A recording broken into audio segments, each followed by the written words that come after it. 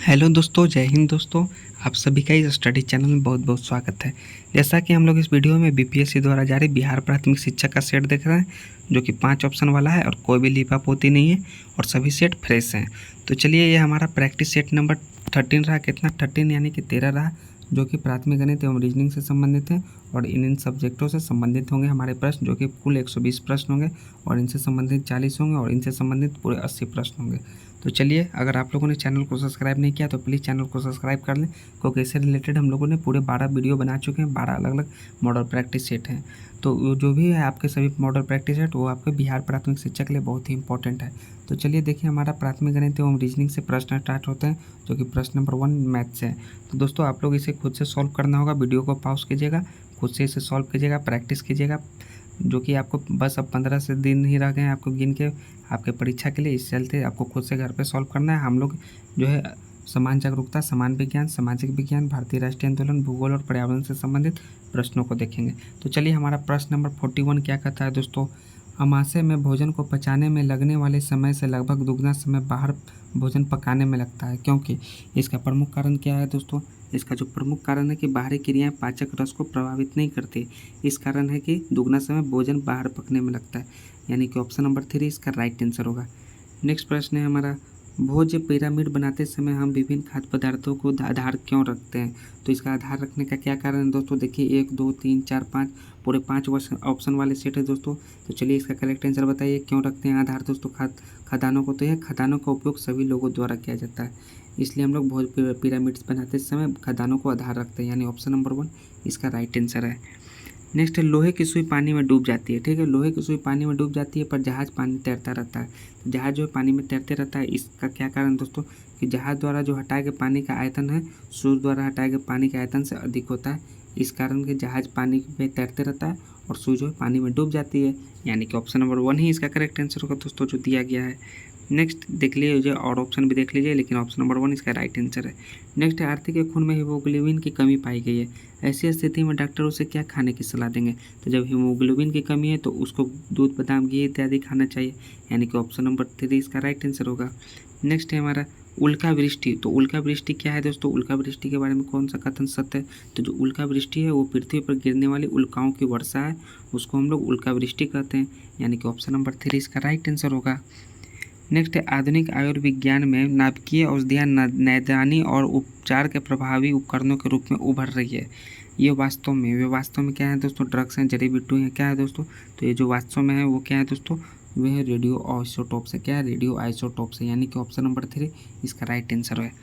Next है, मिलावटी सरसों के तेल में पके भोजन को खाने वाले लोगों में होने वाली जो खतरनाक ट्रॉप्सी का कारण है, निम्न में कौन सा एक हो सकता है? तो निम्नलिखित में कौन सा एक हो सकता है दोस्तों? तो है अर्जिमोन तेल मिलावट। क्या है? अर्जिमोन तेल मिलावट जो है यही कारण हो सकता है, यानी कि ऑप्शन नंबर 1 इसका राइट आंसर है। नेक्स्ट, पदार्थों के संवेग और वेग के अनुपात से कौन सी भौतिक राशियाँ प्राप्त की जा सकती है? तो कौन सी भौतिक राशियाँ प्राप्त की जा सकती है? वो आपको संवेग और वेग के अनुपात से वो द्रव्यमान, किसका? द्रव्यमान प्राप्त की जा सकती है, यानी कि ऑप्शन नंबर 3 इसका राइट आंसर होगा, द्रव्यमान। नेक्स्ट है हमारा, सूची 1 को सूची 2 से सुमेलित करना है और इसका करेक्ट आंसर चुनना है। तो चलिए, सूची 1 को सूची 2 से सुमेलित कीजिए दोस्तों। तो पक्षियों का जो अध्ययन होता है आर्थिनोलॉजी कहलाता है। पक्षियों का अध्ययन आर्थिनोलॉजी, यानी कि एकाथेरी किस में? एकाथेरी ऑप्शन नंबर 2 में है दोस्तों। तो इसका करेक्ट आंसर खुद एक ऑप्शन नंबर 2 हो जाएगा, बी का 4, सी का 2 और डी का 1। तो चलिए दोस्तों, ये मिल जाएगा खुद, यानी ऑप्शन नंबर 2 इसका राइट आंसर है। नेक्स्ट है, निम्न में से किसी एक में जैव विविधता सर्वाधिक होगी। तो किसी एक में जैव विविधता सर्वाधिक होगी दोस्तों? वो होगी आपकी मरुस्थल में, उष्णकटिबंधीय वन में, बर्फ ढका पहाड़ में, किस में होगी? वो होगी उष्णकटिबंधीय वन में जैव विविधता सर्वाधिक होगी, यानी कि ऑप्शन नंबर 2 इसका राइट आंसर है। नेक्स्ट है, मेगावाट बिजली के मापने की जो इकाई है। तो जो मेगावाट से जो बिजली मापती है वो कौन सी इकाई है दोस्तों? वो है आपको उत्पादित की जाती है। कितना? उत्पादित की जाने वाली जो इकाई है वो मेगावाट से मापी जाती है, यानी कि ऑप्शन नंबर 1 ही इसका राइट आंसर होगा। हमारा नेक्स्ट है, बल का गुणनफल है। तो बल का क्या गुणनफल है दोस्तों? बल का जो गुणनफल है वो द्रव्यमान और त्वरण का जो गुणनफल है वो बल का गुणनफल है, यानी कि ऑप्शन नंबर 2 इसका राइट आंसर है। नेक्स्ट है, सूची 1 का सूची 2 से सुमेलित करना है और सही उत्तर चुनना है। तो चलिए, सूची 1 को सूची 2 से सुमेलित कीजिए दोस्तों। इसका करेक्ट आंसर क्या होगा दोस्तों? तो ये होगा विटामिन। विटामिन को क्या होगा दोस्तों, ये होगा कैरोटीन। क्या होगा, विटामिन कैरोटीन। तो चलिए ए का 2, तो ए का 2 किस में है, ऑप्शन नंबर 2 में, 3 में भी है दोस्तों। एंजाइम, एंजाइम का क्या होगा दोस्तों, पेप्सिन।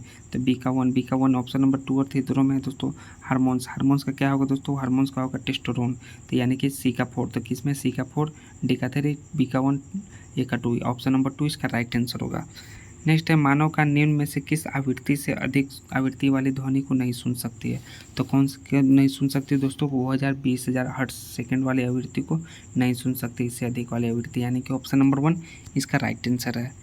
बिहार के प्रथम भारतीय गवर्नर जनरल कौन है। तो बिहार के प्रथम भारतीय गवर्नर जनरल कौन है दोस्तों, वो है सत्येंद्र प्रसाद सिन्हा। कौन है, सत्येंद्र प्रसाद सिन्हा प्रथम गवर्नर जनरल, यानी कि ऑप्शन नंबर 3 इसका करेक्ट आंसर है। नेक्स्ट है, बिहार का चौरी विद्रोह किस वर्ष हुआ था। तो जो चौरी विद्रोह है जो बिहार का, वो हुआ था आपका, कौन है, चौरी विद्रोह वो हुआ था 1798 का, 1798 में, यानी कि ऑप्शन नंबर 2 इसका राइट आंसर है। नेक्स्ट प्रश्न है हमारा, बिहार राज्य का कुल भौगोलिक क्षेत्रफल है। तो बिहार राज्य का कुल भौगोलिक क्षेत्रफल कितना किलोमीटर दोस्तों, चलिए देखिए इसका करेक्ट आंसर जो होगा वो कितना किलोमीटर, वो है 94,163 वर्ग किलोमीटर है भौगोलिक क्षेत्रफल, यानी कि ऑप्शन नंबर 2 इसका राइट आंसर है। नेक्स्ट है, बिहार का शोक नदी किस नदी को कहा जाता है। बिहार का शोक है किस नदी को कहा जाता है, वो कहा जाता है कोसी को। किसको, कोसी को बिहार का शोक नदी कहा जाता है, यानी कि ऑप्शन नंबर 2 इसका राइट आंसर है। नेक्स्ट है, बिहार के किस जिले में तिल्हाड़ा कुंड जलप्रपात अवस्थित है। तो कौन सा जिले में तिल्हाड़ा कुंड जलप्रपात, वो है कैमूर। कहाँ, कैमूर में, यानी कि ऑप्शन नंबर 2 इसका राइट आंसर होगा, कैमूर। नेक्स्ट, शरीर के निर्जलीकरण के दौरान निम्न में से किस एक की कमी हो जाती है। तो निर्जलीकरण के दौरान जो है सोडियम क्लोराइड की कमी हो जाती है दोस्तों, सोडियम क्लोराइड यानी NaCl, यानी कि ऑप्शन नंबर 1 इसका करेक्ट आंसर होगा, sodium chloride, option number 1। Next है, निम्न में कौन एक सही सुमेलित नहीं है। तो कौन सा सही सुमेलित नहीं है दोस्तों, चलिए देखिए इसका सही सुमेलित कौन सा नहीं है दोस्तों। पोटेशियम क्लोरेट माचिस ये सही है, मैग्नीज ऑक्साइड शुष्क ये भी सही है दोस्तों।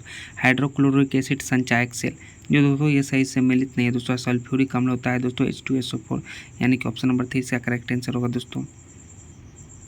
नेक्स्ट है, आकाश नीला दिखाई देता है।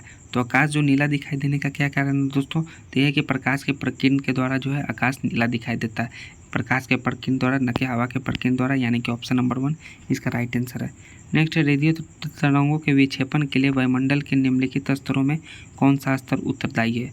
तो कौन सा स्तर उत्तरदायी है, वो है आयन मंडल। आयन मंडल जो है रेडियो तरंग के विक्षेपण के लिए उत्तरदायी है, यानी कि ऑप्शन नंबर 3 इसका राइट आंसर है। नेक्स्ट है हमारा, केला जो कि एक पके फल के रूप में अत्यधिक मूल्यवान भोज्य पदार्थ माना जाता है, कि प्रति 100 ग्राम में होता है। तो 100 ग्राम में कितना KCl होता है दोस्तों, ऊर्जा। तो ये जो होता है आपका ऊर्जा की 116 KCl होती है प्रति 100 ग्राम में केला की, यानी कि ऑप्शन नंबर 3 इसका राइट आंसर है। नेक्स्ट है, आर्थिक लाभ कमाने के लिए वस्तुओं या सेवाओं के उत्पादन में उपयोग की जाने वाले इनपुट को किसके रूप में जाना जाता है। इनपुट को दोस्तों वो जाना जाता है उत्पादन के घटक, यानी कि फैक्टर्स ऑफ प्रोडक्शन के रूप में जाना जाता है, यानी कि ऑप्शन नंबर 1 इसका राइट आंसर है। नेक्स्ट है, हाल ही में बिहार के शाही लीची, कौन है, शाही लीची को भौगोलिक संकेत यानी कि GI टैग मिला है। यह ज़्यादातर उगाया जाता है, यह ज़्यादातर किस इलाके में उगाया जाता है दोस्तों, तो इसका क्या होगा, पश्चिम चंपारण नहीं दोस्तों, सिवान नहीं, ना ही सीतामढ़ी में उगाया जाता है, यानी कि उपयुक्त में से कोई भी नहीं होगा दोस्तों। ये इसको जो GI टैग मिला है लीची को, इन इलाकों में नहीं उगाया जाता, यह मुजफ्फरपुर में उगाए जाते हैं दोस्तों, यानी कि ऑप्शन नंबर 5 इसका करेक्ट आंसर होगा। यह पश्चिम चंपारण की जगह पूर्वी चंपारण में उगाई जाती है। त्वरण ज्ञात करने का सही सूत्र क्या होगा। तो त्वरण ज्ञात करने का जो सही सूत्र होगा दोस्तों V-U/T होगा। क्या होगा, V-U/T होगा, एक्सेलरेशन बराबर, यानी कि ऑप्शन नंबर 1 इसका करेक्ट आंसर है, एक्सेलरेशन बराबर V-U/T वैल्यू, V-U/T इसका करेक्ट आंसर है। खाना बनाने में गैस जो है प्रयोग की जाती है, कौन सी गैस प्रयोग की जाती है दोस्तों, मुक्त वो मीथेन। कौन सा, मुक्त मीथेन गैस का प्रयोग किया जाता है, यानी कि ऑप्शन नंबर 3 इसका राइट आंसर है। नेक्स्ट है, मुस्लिम लीग ने निम्नलिखित में से किस वर्ष में मुस्लिम बहुल क्षेत्रों के लिए स्वायत्तता साधन की मांग करते हुए एक प्रस्ताव पारित किया था। तो किस वर्ष मुस्लिम लीग प्रस्ताव पारित किया था दोस्तों, चलिए ये प्रश्न देखिए और इसका करेक्ट आंसर क्या होगा, ये होगा 1940। किस वर्ष, 1940 में प्रस्ताव पारित किया था, यानी कि ऑप्शन नंबर 2 इसका राइट आंसर होगा। नेक्स्ट है, वाहनों से निकलने वाले प्रदूषित जो गैसें हैं मुक्ता, वो कौन सा होती है, वो होती है कार्बन मोनोऑक्साइड। कार्बन मोनोऑक्साइड जो है वाहनों से निकलने वाली प्रदूषित गैसें हैं। नेक्स्ट प्रश्न है हमारा, डॉक्टरों द्वारा एंथीसिया के रूप में प्रयोग होने वाली हास्य गैस है।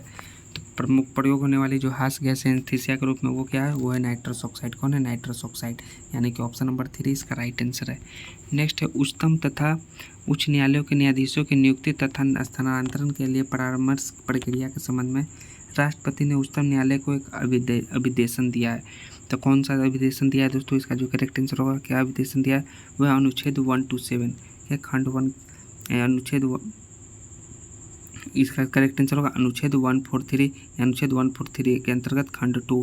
तो इसका जो करेक्ट आंसर है खंड 1 के अनुच्छेद 143 के अंतर्गत, यानी कि ऑप्शन नंबर 2 इसका राइट आंसर होगा।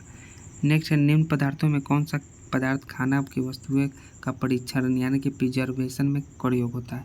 तो कौन सा पदार्थ होता है दोस्तों, वो होता है आपका सोडियम बेंजोएट। किसका, सोडियम बेंजोएट का होता है, यानी कि ऑप्शन नंबर 3 इसका राइट आंसर है। नेक्स्ट है कि भारत के विभिन्न राजनीतिक दलों को राष्ट्रीय या क्षेत्रीय दल का दर्जा देने का अधिकार किसको है।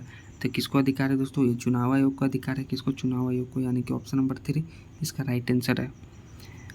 नेक्स्ट है हमारा राज्य सरकार के साथ साथ निश्चय के अंतर्गत योजनाओं के समग्र कार्यान्वयन में निम्नलिखित में से कौन सा जिला शीर्ष पर है। तो कौन सा जिला शीर्ष पर है दोस्तों, वह नालंदा जिला शीर्ष पर है, यानी कि ऑप्शन नंबर 2 इसका राइट आंसर है। नेक्स्ट निम्नलिखित में से भारत के में बहुमौलिक कर्तव्य कौन सा है। जो भारत में जो मौलिक कर्तव्य वो कौन से, हमारे मिलीजुली संस्कृति की समृद्ध विरासत को संरक्षित करना, वो महत्व प्रदान करना, वो है मौलिक कर्तव्य। तो यानी ऑप्शन नंबर 2 इसका राइट आंसर होगा। नेक्स्ट है पुस्तक लालू लीला। क्या लालू लीला किसके द्वारा लिखी गई। तो जो लालू लीला है वो सुशील कुमार मोदी जी के द्वारा लिखी गई है, जो बिहार के उप मुख्यमंत्री रह चुके हैं, यानी कि ऑप्शन नंबर 1 इसका राइट आंसर है। नेक्स्ट है लोकसभा के लिए चुनाव में निर्वाचित होने के लिए किसी व्यक्ति के लिए न्यूनतम आयु सीमा है। तो न्यूनतम आयु सीमा है दोस्तों वो है 25 वर्ष। क्या है, 25 वर्ष है, यानी कि ऑप्शन नंबर 3 इसका राइट आंसर है। नेक्स्ट है भारतीय संविधान के निर्माण के समय संवैधानिक सलाहकार कौन थे। जो संवैधानिक सलाहकार थे वो थे BN राव संविधान के निर्माण के समय, यानी कि ऑप्शन नंबर 3 इसका राइट आंसर है। नेक्स्ट क्लासिकल संस्कृत में आर्य शब्द का अर्थ है। तो इसका शब्द है आर्य शब्द का क्लासिकल संगीत में है कि यह एक उत्तम व्यक्ति है, यही है आर्य शब्द का अर्थ क्लासिकल संस्कृत में, यानी ऑप्शन नंबर 3 इसका राइट आंसर है। नेक्स्ट है भारतीय संविधान का कौन सा अनुच्छेद संवैधानिक प्रावधानों की संघीय संसद या राज्य विधान पालिकाओं द्वारा बनाए गए नियमों या कानूनों पर प्राथमिकता प्रदान करता है। तो कौन सा अनुच्छेद है दोस्तों, इसका जो करेक्ट आंसर होगा वह आर्टिकल 13 क्या, अनुच्छेद 13, यानी कि ऑप्शन नंबर 1 इसका राइट आंसर है। क्या है दोस्तों, आर्टिकल कौन सा दोस्तों, न 13 है न 32, सॉरी दोस्तों, आर्टिकल 242 कौन है, आर्टिकल 242 इसका राइट आंसर है, यानी कि ऑप्शन नंबर 3 इसका राइट आंसर होगा। नेक्स्ट है हमारा गुरुत्वाकर्षण के प्रत्यक्ष प्रभाव के कारण चट्टानें एवं भूमि के कणों की अपने मूल स्थान से हटकर किसी निचले स्थान पर एकत्र होने की क्रिया क्या कहलाती है। तो क्या कहलाती है दोस्तों, ये जो क्रिया है वो क्या कहलाती है, वो कहलाती है वृहद क्षरण। क्या, मास वेस्टिंग। क्या, मास वेस्टिंग, यानी वृहद क्षरण कहलाती है, यानी ऑप्शन नंबर 1 इसका राइट आंसर होगा। नेक्स्ट है 1857 का प्रथम स्वतंत्रता संग्राम असफल हुआ क्योंकि। तो इसको असफल होने के कारण क्या है दोस्तों, इसका जो असफल होने का जो प्रमुख कारण है वो इनमें से जो कारण दोस्तों, इसका बहुत कारण दोस्तों, इसमें पहला है कि भारतीय सिपाहियों में उद्देश्य की एकता की कमी थी दोस्तों, और प्राय भारतीय राज्यों ने ब्रिटिश का साथ दिया, यानी कि उपयुक्त में से एक से अधिक कारण है कि असफल होने का, यानी कि ऑप्शन नंबर 4 इसका राइट आंसर है। नेक्स्ट है भारतीय राजनीतिक व्यवस्था में इनमें से कौन सा सर्वोच्च है। तो इनमें से कौन सा सर्वोच्च है दोस्तों, वो है संविधान। कौन सा संविधान जो है भारतीय राजनीतिक व्यवस्था में सर्वोच्च है, यानी ऑप्शन नंबर 2 इसका राइट आंसर है। निम्नलिखित संतों में कौन सूफी थे। तो निम्नलिखित संतों में कौन सूफी थे दोस्तों, तो जो सूफी थे वे थे मोइनुद्दीन चिश्ती या फिर रहीम या नवाजुद्दीन औलिया या रस खान। तो चलिए इनमें से जो करेक्ट आंसर क्या होगा दोस्तों, इसका जो करेक्ट आंसर होगा दोस्तों ये 2 और 3 होगा। 2 और 3 कौन थे, वो नवाजुद्दीन औलिया और मोइनुद्दीन चिश्ती, देखिए ऑप्शन नंबर 3 इसका राइट आंसर होगा दोस्तों। ऑप्शन नंबर 3 2 और 3 जो होगा वो प्रमुख सूफी थे, महान सूफी संत थे। नेक्स्ट है हमारा निम्न में से किसे जाति व्यवस्था के अन्याय की निंदा की और सत्य शोधक समाज यानी सत्य की खोज करने वालों को समाज की स्थापना की। तो कौन है इनमें से दोस्तों, ज्योतिराव फूले। कौन है, ज्योतिराव गोविंद राव फूले। कौन, ज्योतिराव गोविंद राव फूले हैं, यही जो है सत्य की खोज करने वालों को समाज की स्थापना की। ऑप्शन नंबर 3 इसका राइट आंसर है। नेक्स्ट है हमारा निम्न युगों में कौन सा एक सही सुमेलित है। तो सही सुमेलित है लॉर्ड कॉर्नवालिस जो है स्थायी बंदोबस्त, ये सही सुमेलित है दोस्तों, यानी कि ऑप्शन नंबर 1 ही इसका राइट आंसर है। नेक्स्ट है हमारा भारतीय राजनीतिक व्यवस्था में कार्यपालिका किसके अधीन रहकर कार्य करती है। तो किसके अधीन रहकर कार्य करती है कार्यपालिका, वो विधान पालिका के अधीन रहकर कार्य करती है, यानी ऑप्शन नंबर 2 इसका राइट आंसर है। नेक्स्ट है हमारा राजनीतिक शब्दावली में शून्यकाल का अर्थ होता है। तो शून्यकाल का अर्थ जो होता है वो होता है निलंबित प्रस्ताव। क्या निलंबित प्रस्ताव अर्थ होता है, यानी कि ऑप्शन नंबर 2 इसका राइट आंसर है। नेक्स्ट है एशिया का सबसे बड़ा जलप्रपात जो कि हुंड्रू है, किस जगह के पास स्थित है? तो हुंड्रू जो है वो रांची में कहाँ है? रांची में स्थित है, यानी कि ऑप्शन नंबर 1 इसका राइट आंसर है। नेक्स्ट है जनगणना 2011 के अनुसार निम्नलिखित में से किस जिले का सबसे कम लिंग अनुपात है? जो सबसे कम लिंग अनुपात है दोस्तों किस जिले का? दोस्तों चलिए देखिए, जो सबसे कम है वो खगड़िया का है। किसका? खगड़िया का है। तो यानी कि ऑप्शन नंबर 4 भी होगा। खगड़िया है दोस्तों, उसका शिवहर है, उसका जमुई है। तो खगड़िया और जमुई यानी कि उपयुक्त में से एक से अधिक है दोस्तों, ऑप्शन नंबर 4 इसका राइट आंसर होगा। नेक्स्ट है निम्न में से किसे भारतीय अशांति का जनक कहा जाता है? तो भारतीय अशांति का जो जनक है इनमें से वो है कौन दोस्तों? वो है लोकमान्य तिलक। कौन है? लोकमान्य तिलक, यानी कि ऑप्शन नंबर 3 इसका राइट आंसर होगा। लोकमान्य तिलक, बाल गंगाधर तिलक। गांधी जी ने भारत में अपना पहला सत्याग्रह आरंभ किया था।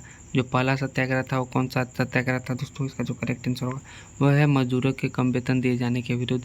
यही गांधी जी का पहला सत्याग्रह, यानी कि ऑप्शन नंबर 3 इसका राइट आंसर है। गांधी इरविन समझौता, गांधी इरविन पैक्ट जो समझौता हुआ मुक्त रूप से है, वो क्या है मुक्त रूप से दोस्तों? वह गोलमेज सम्मेलन में गांधी जी के भागीदारी सुनिश्चित करने के लिए यही समझौता मुक्त रूप से, यानी कि ऑप्शन नंबर 1 इसका राइट आंसर है। नेक्स्ट है हमारा भारतीय प्रमाणिक समय यानी IST एवं ग्रीनविच समय GMT में अंतर पाया जाता है। तो क्या अंतर पाया जाता है दोस्तों इनमें से? तो जो अंतर पाया जाता है 5.5 घंटे ज़्यादा का, यानी कि ऑप्शन प्लस का, यानी ऑप्शन नंबर 2 इसका राइट आंसर है। नेक्स्ट है हमारा तेलंगाना राज्य निम्नलिखित में से किस राज्य से अलग होकर बना है? तो तेलंगाना जो है किस राज्य से अलग होकर बना है? वो बना है आंध्रा से। किससे? आंध्र प्रदेश से, यानी कि ऑप्शन नंबर 3 इसका राइट आंसर है। नेक्स्ट है हमारा भारत के स्वतंत्रता आंदोलन के इतिहास के नामांकित घटनाओं पर विचार कीजिए तथा अंत में दिए गए कोटों में से उनका सही कालानुक्रम चुनिए। तो सही कालानुक्रम चुनना है दोस्तों। तो जो स्वदेशी आंदोलन हुआ 1905 में हुआ। क्या है? 1905 में, यानी कि 1 इसका जो करेक्ट आंसर होगा। तो दोस्तों तो 1 किस में पहले? तो 1 है स्वदेशी, उसके बाद होम रूल, उसका बाद असहयोग, उसका बाद सबने हो गया, यानी कि ऑप्शन नंबर 1 ही इसका करेक्ट आंसर होगा दोस्तों। 1 2 3 4 इसका राइट आंसर है। नेक्स्ट है अधिकांश ईंधनों का दहन विश्व उष्णयन, क्या है? विश्व उष्णयन का कारण है। तो ईंधनों का जो दहन है विश्व उष्णयन का कारण है। क्या कारण दोस्तों? इसका जो करेक्ट आंसर होगा दिखाइए, 5 ऑप्शन है। इसका जो कारण है वो होगा आपका ईंधनों से कार्बन डाइऑक्साइड गैस निकलती है जो विश्व उष्णयन को बढ़ाती है, यानी कि ऑप्शन नंबर 3 इसका राइट आंसर है। नेक्स्ट है हमारा छिपकलियाँ सर्दियों में दिखाई नहीं देती है क्योंकि? तो सर्दियों में नहीं दिखाई देने का कारण है छिपकलियों का, इसका प्रमुख कारण दोस्तों वो है कि वो शीतकालीन निद्रा में चली जाती है। क्या है? वो शीतकालीन निद्रा में चली जाती है। तो यानी कि ऑप्शन नंबर 2 इसका करेक्ट आंसर होगा 99 का। नेक्स्ट है सर्दियों में हाथों को ठंडे कम करने के लिए हम हाथों को फूंक मारकर सेकते हैं। फूंक से गर्मी मिलने का कारण है। फूंक से गर्मी मिलने का क्या कारण दोस्तों? कि कम तापमान वाले पदार्थ ऊष्मा प्रदान प्राप्त करते हैं, यानी कि ऑप्शन नंबर 3 इसका राइट आंसर है। नेक्स्ट प्रश्न है हमारा निष्पावन में वायु के झोंकों द्वारा किस प्रकार के मिश्रण को पृथक करने के लिए किया जाता है? तो निष्पावन में वायु के झोंके द्वारा किस प्रकार के मिश्रण को पृथक करने के लिए किया जाता है? तो इसका जो करेक्ट आंसर होगा वो भारी एवं हल्के अवयवों को अलग करने के लिए, यानी कि ऑप्शन नंबर 2 इसका राइट आंसर है। नेक्स्ट ग्रामीण क्षेत्रों में झोपड़ियों का निर्माण किया जाता है। तो झोपड़ियों का निर्माण किससे किया जाता है दोस्तों ग्रामीण क्षेत्रों में? तो इसका जो करेक्ट आंसर है वो है कि कच्ची ईंटों के प्रयोग से झोपड़ियों का निर्माण होता है, यानी ऑप्शन नंबर 3 राइट आंसर है। नेक्स्ट है कैलाश और रश्मि 2 बच्चे हैं। कैलाश को junk food, chips, burger, cold drinks अच्छा है, परंतु रश्मि को ऐसा खाना पसंद है जिसमें लौह तत्व की कमी है। दोनों को कौन सी बीमारी है? तो दोनों को कौन सी बीमारी दोस्तों? वो एक को एनीमिया, दूसरों को मधुमेह, यानी कि ऑप्शन नंबर 2 इसका राइट आंसर है दोस्तों, ऑप्शन नंबर 2। नेक्स्ट है हम प्रतिदिन द्रव के रूप में जल, चाय, दूध का सेवन करते हैं। तो जिसका दूध का सेवन करते हैं, क्यों करते हैं दोस्तों? तो इसका जो सेवन करने का वो उसका प्रमुख कारण है कि द्रव के रूप में केवल ये पेय पदार्थ ही उपलब्ध है। क्या है? द्रव के रूप में केवल ये पेय पदार्थ उपलब्ध है, इस कारण हम लोग ग्रहण करते हैं, यानी ऑप्शन नंबर 3 इसका राइट आंसर है। नेक्स्ट है कचरा बीनने वाले केवल शहरों में ही क्यों होते हैं, गाँव में क्यों नहीं होते हैं? तो इसका प्रमुख कारण है कि गाँव में कचरे के खरीदार नहीं होते, इस कारण गाँव में कचरा बुनने वाले नहीं होते हैं और शहरों में अधिक होते हैं कचरा बुनने वाले। नेक्स्ट है हमारा बीज बोने से पहले किसान खेतों में जुताई करते हैं। तो इसका जुताई करने का क्या कारण है दोस्तों? इसका जो जुताई करने बीजों को सरलता से बोया जा सके, इसलिए खेतों में जुताई करते हैं बीज बोने से पहले, यानी ऑप्शन नंबर 3 इसका राइट आंसर है। नेक्स्ट है रेलवे समय सारणी से उपयुक्त सूचना प्राप्त करने के लिए आवश्यक है। तो क्या सूचना प्राप्त करने के लिए आवश्यक है? कि रेलवे सारणी पढ़ने की कला का ज्ञान आवश्यक है, यानी कि ऑप्शन नंबर 3 इसका करेक्ट आंसर होगा, ऑप्शन नंबर 3। नेक्स्ट निम्नलिखित में से किन व्यक्तियों ने द्वितीय गोलमेज सम्मेलन में भाग लिया? तो कौन व्यक्ति ने भाग लिया था दोस्तों द्वितीय गोलमेज सम्मेलन में दोस्तों? तो चलिए इसका ऑप्शन देखिए 1 है महात्मा गांधी जी दोस्तों, तो ये भी भाग लिए थे। नेक्स्ट है हमारा क्या, सरोजिनी नायडू ये भी लिए थे, मदन मोहन मालवीय ये भी लिए थे, यानी कि 1 2 3 इसका करेक्ट आंसर होगा। ऑप्शन नंबर 3 इसका राइट आंसर होगा दोस्तों। नेक्स्ट है हमारा वर्ष किसमें NIP नई औद्योगिक नीति में संशोधन के माध्यम से उद्योगों की एक छोटी सी सूची को छोड़कर सभी परियोजनाओं के लिए औद्योगिक लाइसेंसिंग को समाप्त कर दिया गया? तो किस वर्ष दोस्तों? वो वर्ष है आपका 1991। किस वर्ष? 1991 में, यानी कि ऑप्शन नंबर 3 इसका राइट आंसर है 1991। नेक्स्ट है हमारा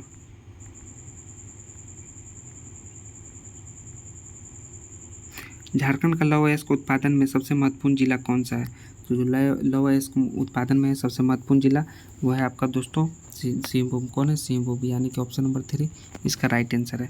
नेक्स्ट है कौन सा प्रमुख उद्योग जो है मूड़ी यानी झारखंड में अवस्थित है?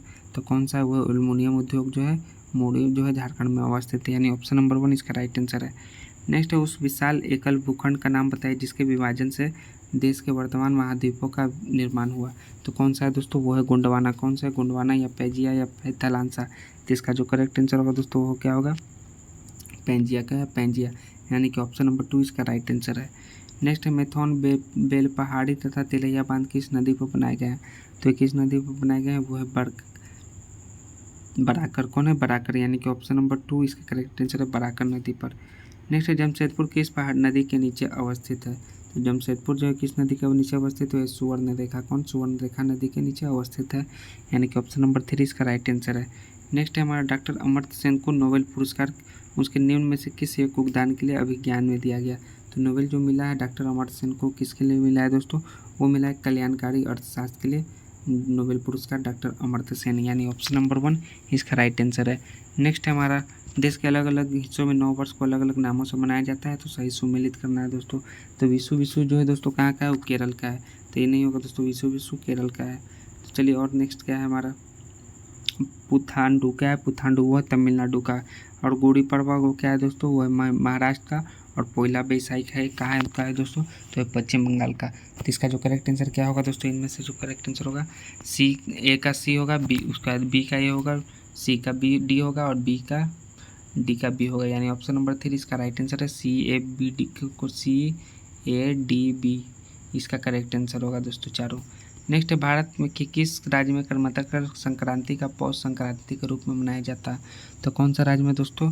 वह पश्चिम बंगाल में। कहाँ? पश्चिम बंगाल में मनाया जाता है, यानी ऑप्शन नंबर 2 इसका राइट आंसर है।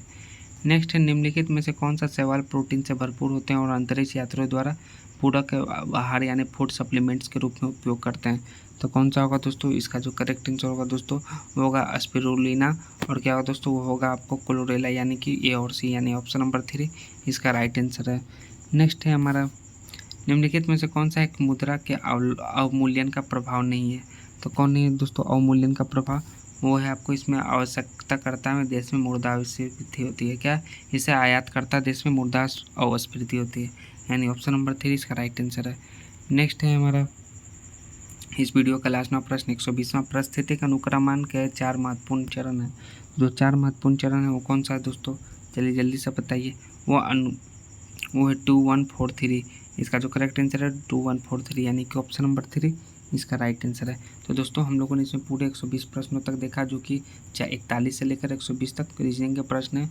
तो दोस्तों आपको अगर ये वीडियो अच्छा लगा हो तो प्लीज़ दोस्तों चैनल को सब्सक्राइब कर लीजिए और दोस्तों के बीच शेयर कीजिए। हम लोग नेक्स्ट वीडियो में लेकर आएंगे सेट नंबर 14। जब तक ले जय हिंद दोस्तों, धन्यवाद।